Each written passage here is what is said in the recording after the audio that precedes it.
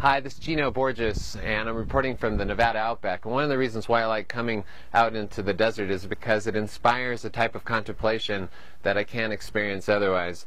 It allows me to put together patterns of thoughts and to understand what's happening in my own life, and also to understand basically the quest work that I do and help out people. And sometimes I'm helping out enough people that I see patterns develop. And one of the patterns that I notice when helping out questers is that there's a threshold issue that involves family and friends. And often, so many questers are really set back or held back by the fear of how their friends and family are going to respond by actually them going on this journey. Well, to all the family and friends out there, all the questers and all the people that evoke the journey within, they're going to go on these journeys regardless. The divine energy within is just too strong in order for them to resist, so they're going to do it regardless. So it's our job as a community to actually support people who are feeling that divine energy, that interest in actually going on a journey. And we can do that by actually watching how we respond to the people going on journeys. There's a tendency to get really protective and fearful because all of a sudden our world's going to change because this person is leaving it.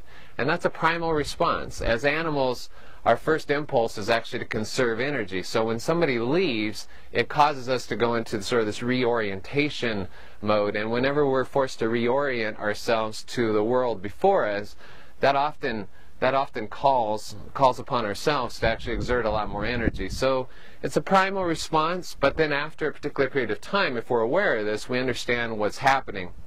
And it's in our interest to actually wish these people well, even though it might be a sense of loss to ourselves. When they return, we'll actually gain so much more. And guess what? When they return, they're not going to be the same person. And so we must accept them on those terms as well. And then from a larger perspective, this is awesome because cultural regeneration demands that people come and go on journeys. They go on journeys, they come back, and then they share the boon, they share the gifts with us.